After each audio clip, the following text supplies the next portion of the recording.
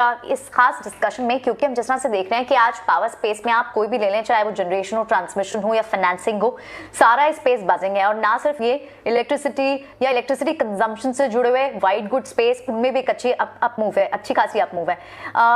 मेरा सवाल पहले आपसे होगा रुपेश, क्योंकि ये स्पेस कहीं ना कहीं थोड़ा सा अंडर ओन तो था, लेकिन अब जिस तरह से यहाँ बस की बात की जा रही है, बड़ा ट्रिगर है कि शायद इस साल रिकॉर्ड लेवल पर गर्मियां होंगी, उसके पावर कंजम्पशन, पावर डिमांड ज्यादा होगी। दूसरी बात है, बड़ी एक रीजन है कि एक कैबिनेट की अप्रूवल आनी है मेगा पावर पॉलिसी पर भी। आप क्या व्यू बना रहे हैं इस वक्त इस स्पेस पर? या गुड आफ्टरनून। डेफिनेटली जो पावर में अगर आप लास्ट 2-3 महीने में देखेंगे तो पावर जनरेशन और डिमांड में काफ़ी अच्छा ग्रोथ आई है। जो थोड़ा सा स्लगिश था, जो अक्टूबर नवंबर में थोड़ा स्लगिश था, लेकिन लास्ट 2 महीने से हम देख रहे हैं कि 9 to 10% का ग्रोथ दिख रहा है और नेक्स्ट 2-3 महीने तक ये कंटिन्यू रहेगा। और अगर बात करते तो और आरई का जनरेशन काफ़ी नीचे है और बाकी जनरेशन सपोर्ट नहीं कर रहे हैं, तो मुझे लगता है जो कन्वेंशनल प्लेयर है, जो कोल बेस्ड रिलेटेड है, उस कंपनीज का जनरेशन और पीएलएफ में अच्छा इंप्रूवमेंट आएगा और उससे उनको ज़्यादा अच्छा इंसेंटिव्स और उनको जो अदर इनकम मिलता है वो मिलेगा, तो उसका अर्निंग अच्छा आ सकता है। तो ओवरऑल जो सेंटिमेंट बना है पावर सेक्टर में, जो भी कैबिनेट में जो अमेंडमेंट 2003 एक्ट का है, अभी मेगा पॉलिसी एक्सटेंड किया है और सीआरसी ने भी काफी अच्छे मूव्स लिए, तो लगता है कि कहीं ना कहीं जो स्पेस एसेट है और जो कन्वेंशनल प्लेयर्स है उनको बेनिफिट रहेगा नेक्स्ट 2-3 साल तक। ओके, ठीक है। तारिक है, ये आपसे क्वेश्चन होगा। बीच में हमने देखा था कि जब पावर कंजम्पशन एकदम से बढ़ गया था तो कोयले की स्केर्सिटी हो गई थी, और ये रिसोर्सेज ऐसे होते हैं कि आप एक दिन में बढ़ा नहीं सकते, बहुत जल्दी जल्दी चेंजेस होते नहीं हैं। गवर्नमेंट ने थोड़ा प्री प्लान किया हुआ है इस बार कि अगर पावर शूट अप होगा तो हम प्रेफरेंशियल ऑर्डर में फिर से पावर कंपनीज को देंगे कोयला। ये सफिशेंट है या फिर और कुछ करने की भी ज़रूरत है? Good afternoon, thank you for calling me. So इस सेक्टर में कोयला जैसे आपने मेंशन करा, तो अभी इसकी स्कैरसिटी है, बट शॉर्ट टर्म में व्हाट इज हैपनिंग कि जो कोयला का जो ट्रांसपोर्ट है, जो फ्रेट, वो अटका हुआ है। तो Coal India can not transport everything, और उसके अंदर जो इन्वेस्टमेंट भी जो हुआ है कोल के अंदर, बिकॉज रिन्यूएबल के अंदर ज्यादा इन्वेस्टमेंट हो रहा था, तो 2017 से लेके इंडिया ने किसी भी मेजर प्राइवेट इलेक्ट्रिसिटी डिस्ट्रीब्यूटर ने और जनरेटर ने कोल में इन्वेस्ट नहीं करा है। तो उसकी वजह से ये जो इंटरप्शन है डिमांड और सप्लाई की, ये रहेगी तब तक रिन्यूएबल काइंड ऑफ पावर में थोड़ा इंक्रीज करता है कैपेसिटी में। तो अगले 1-2 साल तक ये देयर विल बी पीरियड जो है कोयले की डिमांड सप्लाई थोड़ा रहेगी डिस्टर्बेड। ठीक है रुपेश, एक सवाल मेरा यह है कि अब ज़्यादातर जो पावर कंपनीज हैं वो डिस्कॉम के डेट से जुड़ी हुई थी। अब सरकार ने भी अब इससे पहले भी एक बार स्कीम लेके आके डिस्कॉम की फाइनेंशियल पोजीशंस को ठीक किया।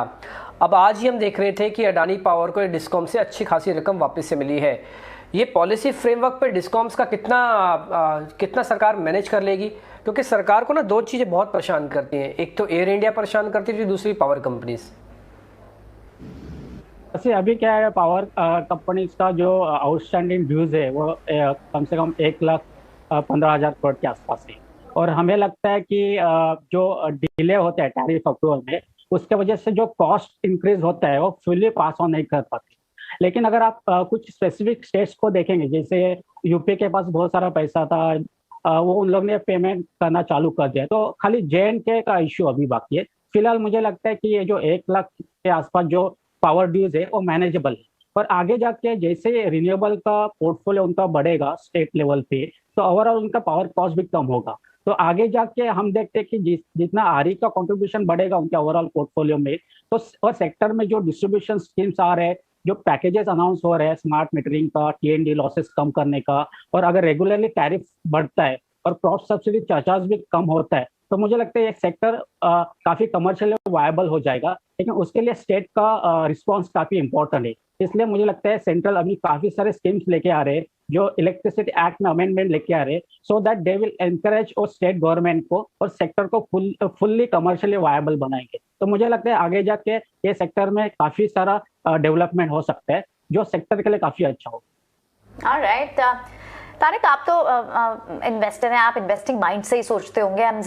तो इस स्पेस में आपके को सबसे प्रॉफिटेबल बेट्स क्या लगती हैं? ऑलरेडी हम देख रहे हैं अंडर परफॉर्मेंस थी, लेकिन अभी फिलहाल पिछले कुछ दिनों से सर्ज भी किया है, लेकिन अभी भी कहाँ पर आपको वैल्यूएशन का कंफर्ट दिखता है पावर स्पेस में, जहां आपको लगता है कि इन्वेस्टिंग के अच्छे मौके बनेंगे?